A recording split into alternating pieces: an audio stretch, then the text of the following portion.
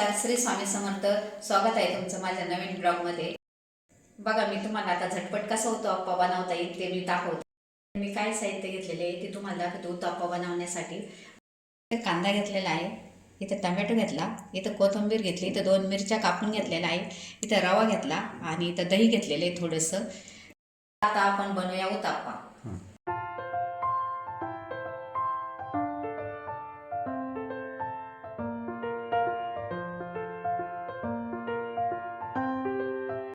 इथं रवा टाकून घेतलेला आहे, दही टाकून घेतलेला आहे आणि आता आपण थोडंसं मीठ टाकून घेऊया.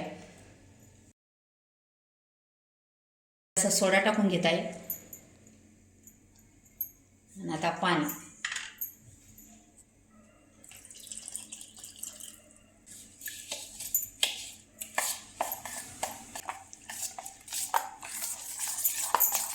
असं मस्त घट्ट हलवून घ्यायचं चांगलं. असं फसफटून घेतल्यानं, असं फेसून घेतल्यानंतर ना उत्तप्पा एकदम छान बनतो आणि परफेक्ट बनतो.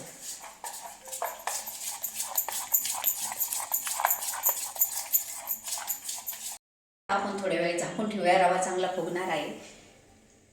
रवा फुगण्यासाठी आपण थोड्या वेळ अर्धा तास झाकून ठेवू.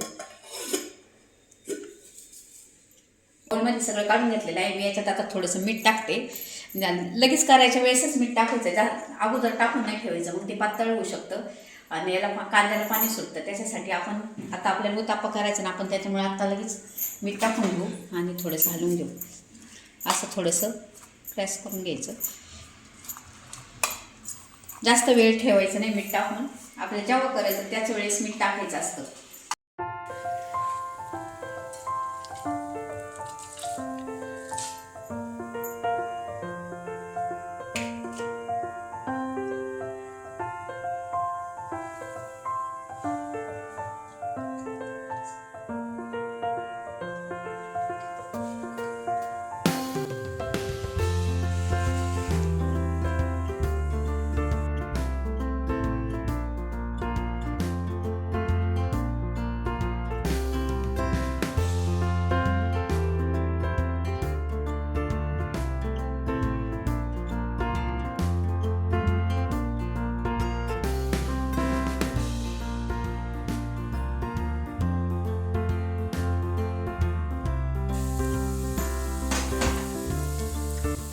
असं थोडंसं दाबून घेतल्यानंतर ना आपल्याला पलटी करताना पडलं नाही पाहिजे.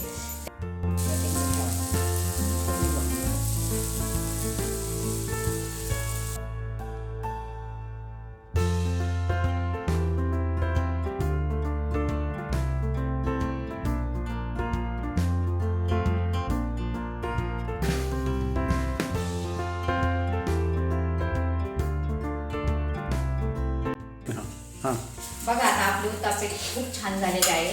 एकच नंबर झालेले आहे.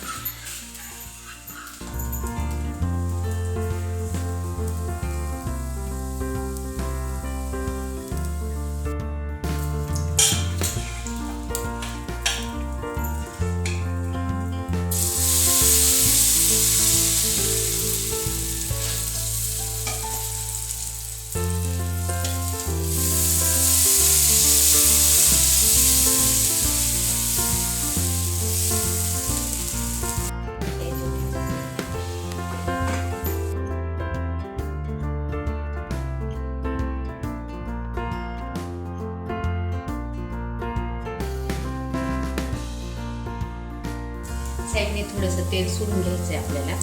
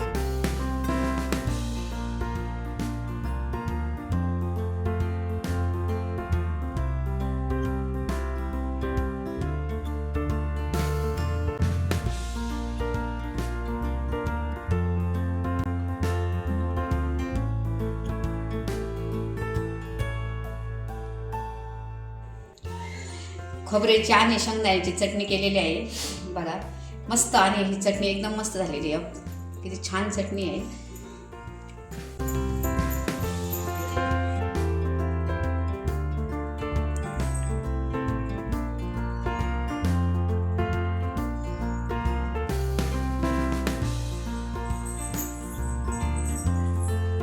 आपले उत्तप्पे खूपच छान झालेले आहे आणि त्याच्याबरोबर चटणी पण छान झालेली आहे. असेच बनवून खा, एकदम मस्त. तुम्हाला ही रेसिपी कशी वाटली ते मला कमेंटमध्ये सांगा. आणि माझ्या चॅनलला असेच नवीन नवीन व्हिडिओ तुम्हाला बघायला मिळतील. लाईक करा, शेअर करा, सबस्क्राईब करा.